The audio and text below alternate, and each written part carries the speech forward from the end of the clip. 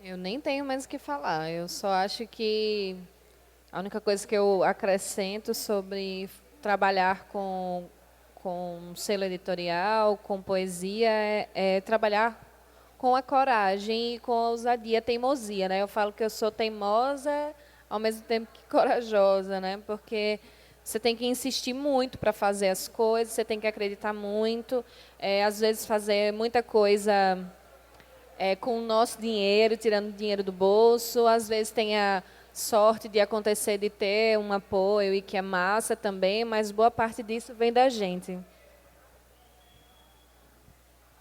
Será que se eu for para frente vai dar microfonia? Esqueci de falar aqui do cantinho.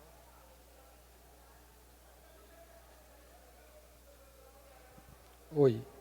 É o seguinte, quando a gente faz estudo de literatura, literatura da língua portuguesa, a gente tem que estudar os registros, e esses registros estão impressos, né? Muita coisa se perdeu lá no trovadorismo, então a gente não faz ideia de como era, mas a gente tem ideia a partir daquilo que a gente tem registrado. No uso do fanzine, como é que a gente faz para que daqui a 50, 60, 70, 100 anos a gente veja a produção que foi feita hoje e diga, na literatura brasileira do ano tal, se a gente não tem algo de registro, pois o zine é tão efêmero. Como é que vocês veem isso? E a outra coisa, na questão do rap, batalha de rap, como é que a gente pode conciliar e valorizar o rap sem perder o cordel? Uma vez que o cordel também tem essas batalhas e parece que um seja pai do outro.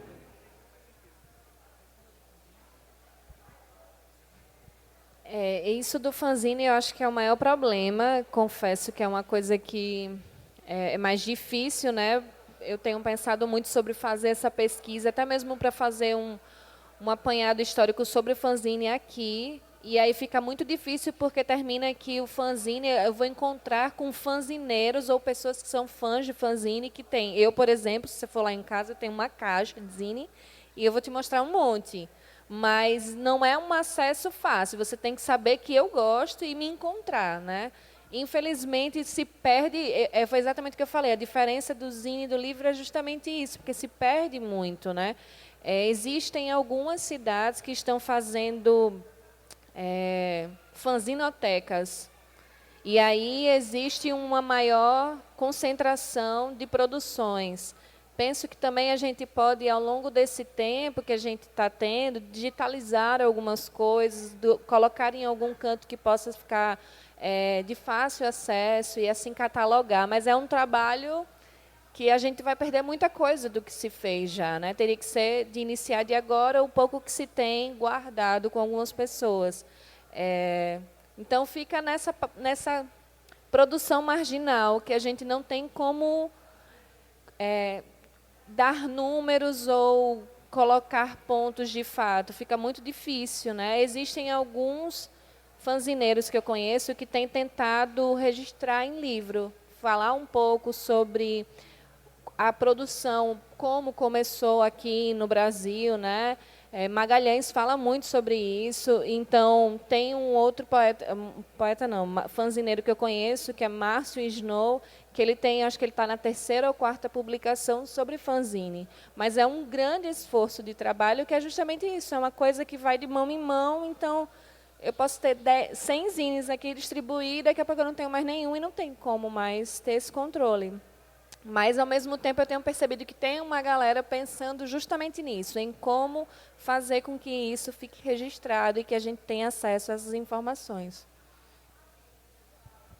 Bom, é muito. Você falou aí sobre essa relação do cordel, né, das cantorias de cordel, de poesia e do rap. Pensando aqui, eu não saberia como te responder, mas eu acho que a gente não pode deixar de falar. Eu acho que talvez seja isso, assim, mostrar que o cordel também é muito legal, sabe?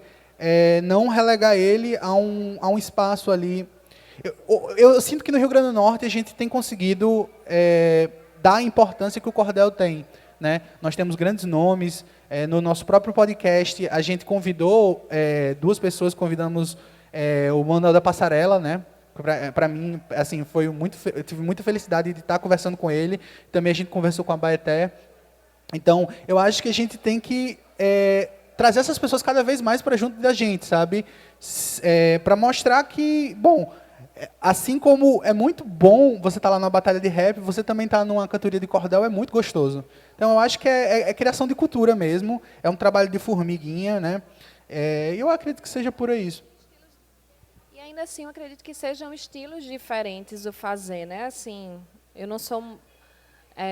não sei todas as coisas do cordel, mas eu sei que existe uma métrica diferente, né? Assim, a batalha de slam, ela é outra questão, né? E até mesmo, eu acho que se brincar, o próprio conteúdo, o que se diz em cada um deles, né? A batalha de slam, ela tem uma coisa muito mais... Não que o cordel não tenha, mas a maior frequência, o slam é muito mais de denúncias sobre situações, sobre racismo, não sei o quê. O cordel também tem, mas vem numa outra estrutura e que fala de outras coisas, né? Assim, então, eu acho que são coisas que elas podem vir da mesma árvore, mas que são, né, direcionadas para cantos diferentes. Mas eu acho que só trazer essa reflexão é muito importante, de trazer essas duas artes como duas artes co-irmãs, né? Uma filha da outra, de trazer justamente para essa reflexão, para a gente sentar e dizer, porra, isso aqui, de onde veio essa brincadeira de rimar do nada? Será que começou do rap mesmo? Aí você vai lá, não, ó, há muito tempo, muita gente já fazia isso. Então, só o fato da gente correlacionar, eu acho, da gente trazer isso para o diálogo já é um primeiro passo para a gente mostrar, para a gente correlacionar. Acho que alguém queria perguntar. Acho que sim. Acho que seria muito interessante tanto a pessoa que faz rap conhecer o cordel, quanto a pessoa do cordel conhecer rap. Eu acho que ambas trabalham com métrica, ambas trabalham com rima.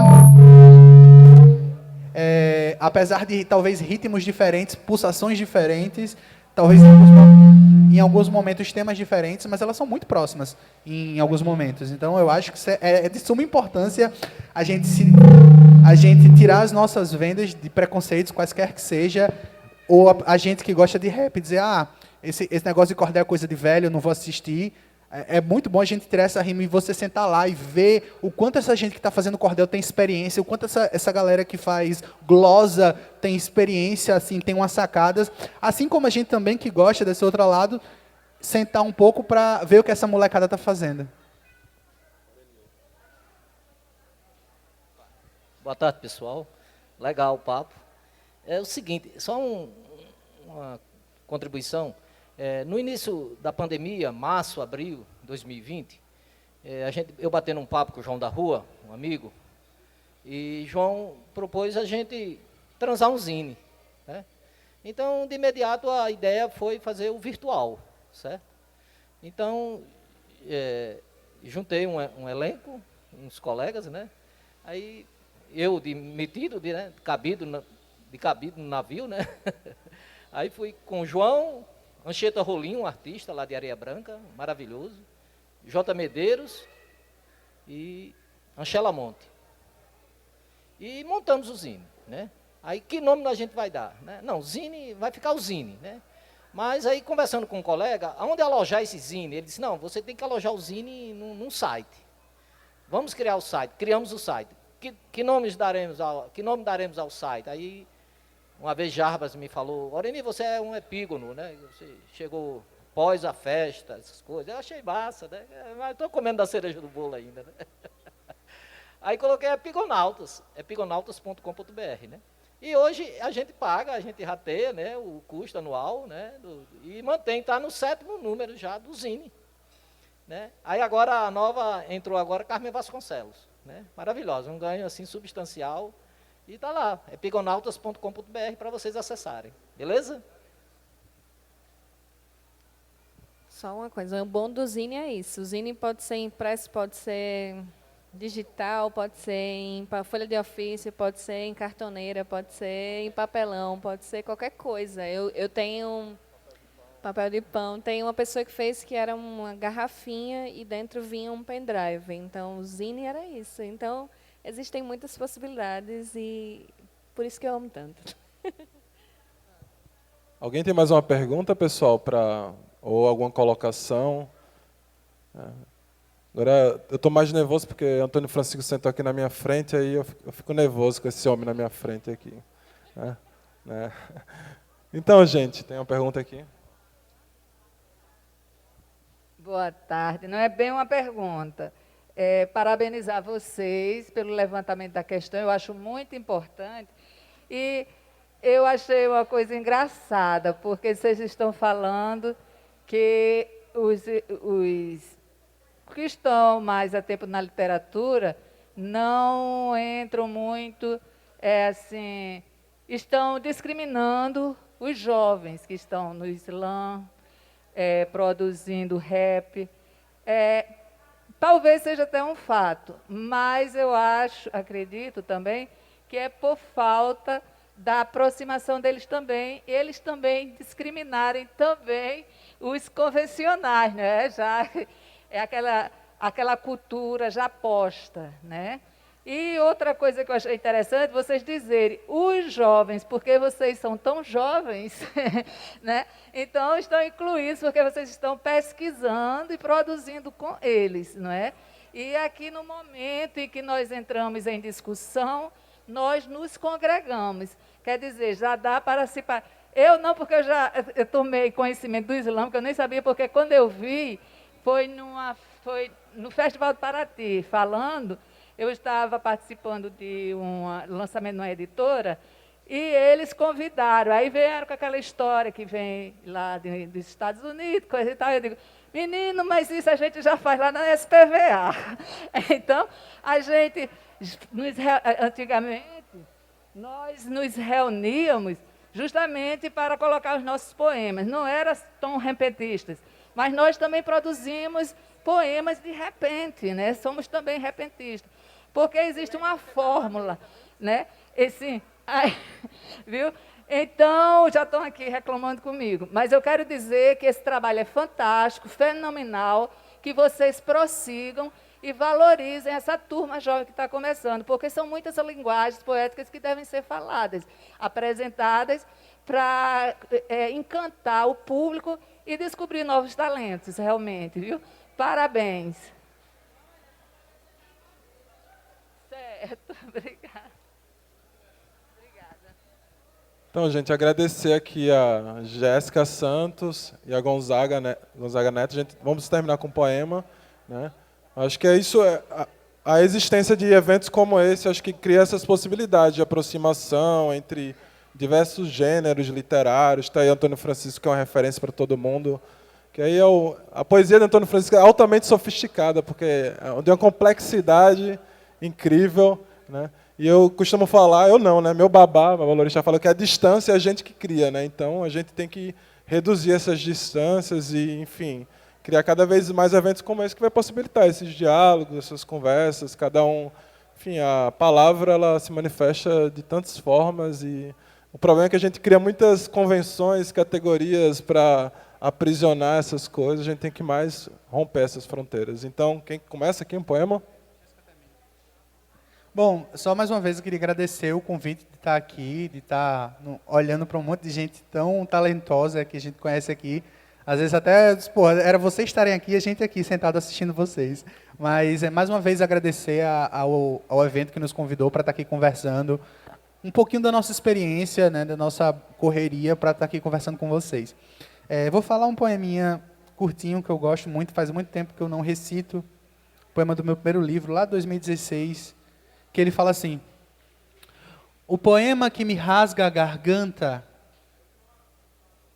o poema que me rasga a garganta e procura teus olhos por toda a cidade te quer. Te quer hoje, te quer agora, e te quer durante um comercial de uma novela do SBT.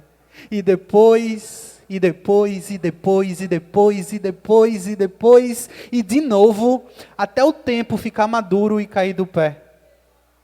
O poema que me rasga a garganta e te quer, procura toda cidade em você, debaixo da Ponte Velha, na favela do Mosquito, na favela do Japão, na estação de trem de Nova Natal e em cantos que a Zona Sul nem sonha que existe. Mas e você, que me rasga um poema feito garganta de cidade grande? Quando vai se deixar encontrar por esses olhos que te escrevem e os querer também? Bom, resta um para finalizar aqui também. Esse poema eu fiz depois de uma viagem para Parelhas. Aí quando eu voltei, fiquei com a cabeça cheia de coisa. O nome dele é Sertão. Lá nas terras do Vajucá, a estrada do céu, feita de ripas de ferro, guarda caminhos de corações severinas. Cabras, vacas, galinhas e lagartixas mastigam a tarde com ríspida benevolência. O sol engana todas quando ensaia sua despedida. Pela noite, o vento faz a curva na serra, se escora sobre os telhados como um sussurro de caboclo.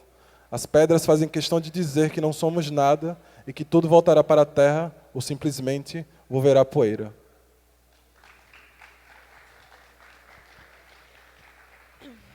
Na palma da minha mão não cabe o universo inteiro, mas cabe o céu dos teus cabelos. Cabe o infinito da tua mente enquanto me contas seus medos e frustrações. Não é amor que tenho por ti, é infinitude. É vontade de cuidar tanto, mas tanto, que chego a ter medo de sufocar, de matar, de tanto cuidado. E toda vez que os seus olhos se perdem nessa explosão estelar que é a vida, eu só quero te mostrar que tudo não passa de uma poeira fina e que se você fechar os olhos, olha, logo, logo tudo isso vai passar.